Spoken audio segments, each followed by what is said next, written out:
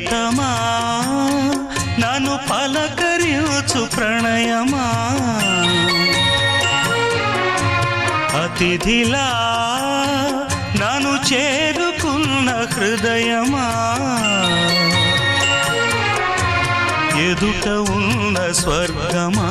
చెదిరిపోని స్వప్నమా